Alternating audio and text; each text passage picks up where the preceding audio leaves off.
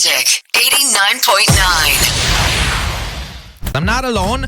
I am joined by four amazing people, not including yung dalawa dito. No, because these guys are part of the band. They're also amazing. Yeah, they're also amazing and wonderful. And kasi those two are the only adjectives I know. But welcome to the Magic Booth, off to Neverland. What is up, guys? Yay! Ding, ding, ding, ding. Clapping, clapping. Claps, ganyan. claps. Okay, introduce yourself, starting with you, Tim. Hi, my name's Tim. I am the vocalist for Off to Neverland. Hi, my name is Mikey. I'm the bassist. I'm Vince, I'm the lead guitarist. And I'm Ian for drums. Hey! Okay, how are you guys so far? Na para bang di tayo nagkita last, when was it again? Nalimutan ko na rin. Yeah, 2 nights something ago. But yeah, Goods. Excited for Stranger what is something na ginagawa nyo pampalipas or anything to cool you off in this hot weather? Wear a jacket. Kaya exactly. Sobrang comfy mo, bro. Mag-coffee. Hot coffee. Parang lahat ng mainit, ha? Pwede. Okay. Mag-jogging. Magkumot habang natutulog. Okay, yeah. Sige, you know what? I want to know more about your band. Off to Neverland. I'm a huge Disney fan. So I wanted to know, how did your band start off? As if wala akong idea to. So, there was this jazz cafe malapit sa bahay ko. Tapos I wanted to start a band. And yun, best friends na kami ni Vince. Hello. Yun, yung hello for a very long time na. Tapos siya yung una kong kinuha. Tapos, What year was this, by the way? Oh my God. yung jazz. Pre-pandemic pa ba to? I think so. Ancient na. 2019. Yes. Tapos, 2019 lang pala. 2019. Tapos when we started going open mics, parang okay, magkaka-momentum na pandemic. So wala na rin. Killer, what a killer. Okay, Ayun. I had a huge theory, pero do mind telling the people who are listening. By the way, we're live on Facebook and on Twitch.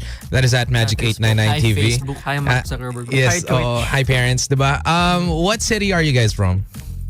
Marikina. Exactly, that's my theory because a lot of artists who started off are in Marikina. Pero kayong two, are you also in Marikina or Ako taga Antipolo. Marikina na rin yun. Inaapon na rin yes. namin mga taga Yes. Lower Antipolo. Yes, Lower Antipolo. Not Kogyo side, not Kogyo side. sige, medyo pwede na. malayo. Oo. Tapos And si Ian. Pasig. yun din, oo. That's the same thing. That's basically the same thing. Are you near Marikina Ayala Feliz? Ligaya. Oh, di ba? That is the same Marikina thing. That yun. is That's Marikina. Marikina. So a lot of our new artists, pati mga kilala yung old artists din, puro taga Marikina. Wala lang. I'm just, sobrang, wala lang. Parang akong Shinzo Sasage o ganun. Yes. Sobrang May proud. spirit. Oo. Okay, let's talk about your band name, Off to Neverland. You've mentioned it, guys, as like blank canvas, like something na hindi naman imagination, but a world completely out of our reach. And I want to know, like, what was the thought process of naming it Off to Neverland? So, Off to Neverland, tulad ng mythos ng Neverland, walang tumatanda doon. Just like, yung goal namin sa music, gusto namin maging timeless yung mga songs na nagagawa Gets. namin. Tapos, rin, yung inner child na hindi namamatay, yun, importante din. Yes. Is it in a way like healing your inner child? Like, are these the kinds of music na you grew up wanting it to be, parang you're not pleasing other people but more of pleasing yung inner child ninyo? Yes. Yeah, pwede. Exactly, Well, therapy. Yeah, it's like when you listen to that important song in your life na pag pinakinggan mo, it takes you back. Yeah. Yeah. Actually, now I want to know, what are some of those songs that you grew up with that really inspired yung sound nyo? During those times kasi yung kapatid ko always playing old songs back then so parang doon ako nahuon sa mga like for Pinapatugtog example niya ganyan. Man in the Mirror. Wow, MJ. MJ. Ang dami pala nating MJ dito. Mga 80s 90s songs every Yeah. Sunday yan. Okay, no, that makes sense. So si MJ isa sa mga nyo? Isa. I think yun din eh. The Sing Yes Jackson. The The Sing Yes Jackson. Oh my God. Sorry. Meme wala. Sinimulan nyo to There's elite ball knowledge na to Elite ball knowledge. Okay. You know what? I want to talk about your new song. This one is called Boombox. Why specifically Boombox? This is since you mentioned 80s, 90s, whenever I go to watch music videos ng mga sinaunang panahon, hindi naman sinauna, like the dinosaur ages, they would always have a boombox. But right now, it's not so present. Why are you bringing back the boombox? Yun. So, ano siya, yung nagre-represent, yung boombox nire-represent niya sa song na to is like yung maliligaw. Di ba? Ooh. Like you have your boombox out na inaaya mo yung loved one mo. Parang yun yung literal meaning ng song, kaya siya boombox. Pero yung mas deeper meaning nun is like, ini-invite namin yung mga nakikinig sa amin sa sa band namin at sa mga songs. So world. Yes. Sa world namin, ganun. So, yeah, perfect siya for our first single. Yun. This is your first under EMI, right? Yes. How does it feel like to be signed under a label like after, since kailan nga nag-start, you guys started 2019, halted by the pandemic, and then right now, wow, we're here. Who knew, diba? Paul Rudd, ganyan. Who knew? So how does it feel? I think surreal, no? I mean, yun pala, pumunta kami dito naka-van. So, parang Big deal. press ko lang kami. Big deal yun sa amin. Paano ba dati?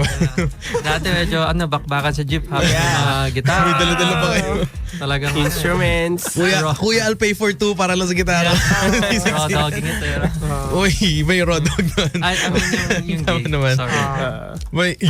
How does it feel na Kakaiba actually kasi hindi namin in-expect na parang gumagawa lang kami ng music tas ngayon nakaban na kami papunta sa radio station. Yun yung importante sa amin, guys. Yung van ang number one life-changing thing. Oh, No, van. especially in this climate. It's so hot. Ang hirap pa yung pagbakbakan. Mukha lang siyang small thing pero malaking bagay siya for us kasi ibig sabihin nun may ginagawa kaming something na important. That is true. Parang natitrip lang tayo, bakit may van na tayo? Dati, tumutugtog lang naman kami. Yun na pala, ang isa sa mga highlight may bands. Okay, how different is your sound now compared to how it was, let's say, back in 2019? Ano yung naging journey ng sound niyo? Nung nakaraan lang, I mean, nung isang araw, pinapakinggan namin yung mga old demo namin. Sobrang laki ng... And these are unreleased or...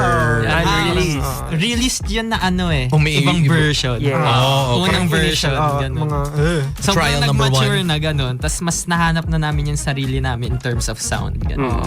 Yeah, nag-mature, no? Tsaka mas lumawak yung tinetake in namin na music sa amin. Mas naging open na kayo. Kasi Yes. genre fluid technically is the term, no? Like you're open to like a lot of you're not fixed to a certain sound. Yeah. So you're always open to trying things out. And it's nice, no? Especially now a lot of people are more leaning towards a certain sound but they're not technically closing off themselves to to other things.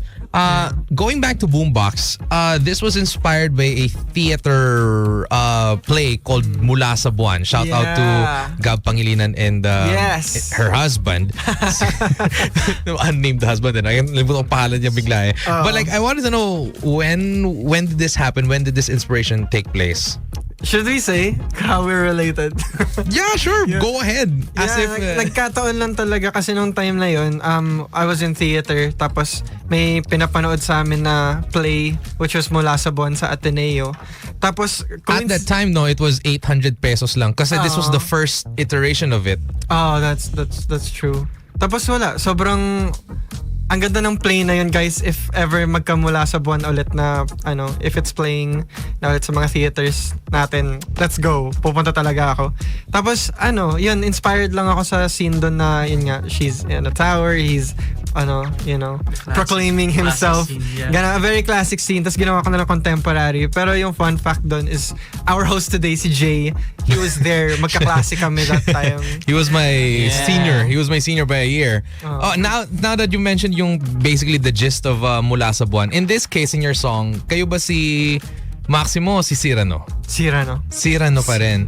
Because technically, Cyrano was doing the words, no? Oh, he's the words guy. And lip-syncing lang si Maximo, ganun. Grabe, how do you remember their names? I love it. It's been years. You were like hunk guy and then big hunk nose guy. Big nose guy.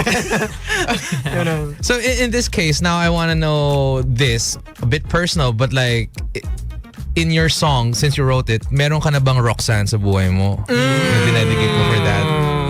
Pero I think next I think next question. Oh no! Oh no! I wrote that song like, wala eh. It's inspired lang talaga dun sa theater. Tama. Oo. Lang. No, that is true. No confounding ba? Lumipat. Okay. Sige. Let's do this one. If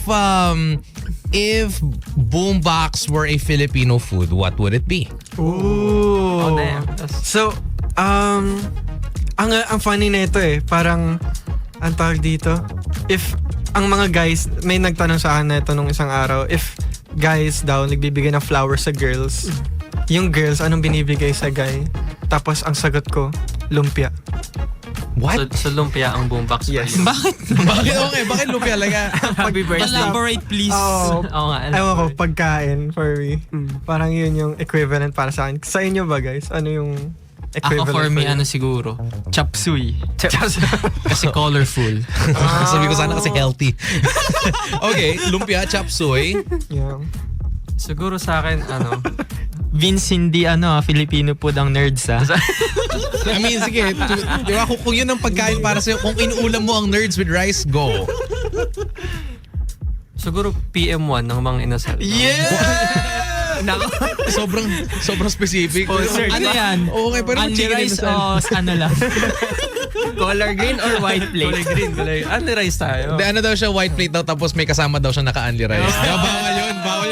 Forbidden technique yun. Bawal yun. Ano yun? Forbidden technique. Forbidden technique siya. Sige, ikaw. Buko bandan. Wow. Dessert, may arch nemesis. Bakit?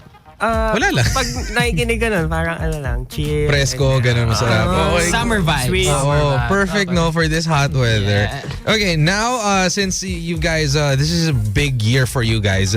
Not only are you releasing Boombox under your label, but you're also going on a bar tour. And this is the first bar tour for you guys. How does it feel? Ayun nga, una van, tas ngayon bar tour pa. Ano nang next? Nakaban papunta sa Arena bar. tour. Okay, yun ang gusto ko. Arena. Pero like, how does it feel right now? Ilang bars to? Ganyan? Nagsimula kami sa Street Kohi. Doon nilaunch yung Boombox. Tapos we have 3 more to go.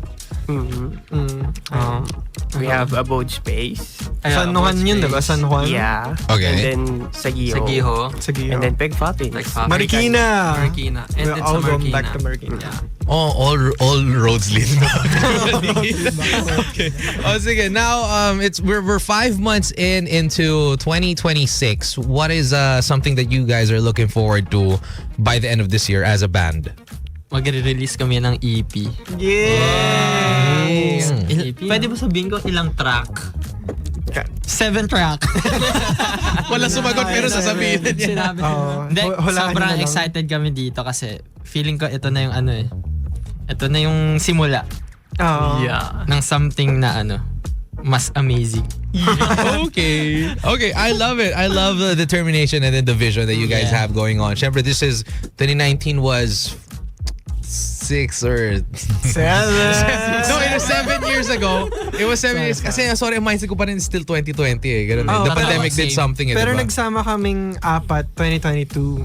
Oh, so After 4 pandemic. years. Yeah. Oh, okay. 4 years. 4 years in the making, ganyan. Now, you're here, 2026, a big year for you guys. Right now, before we play your song, Boombox, I want to know if sino ang Peter Pan, Wendy, or Captain Hook ng buhay ninyo since Neverland eh. Or if meron.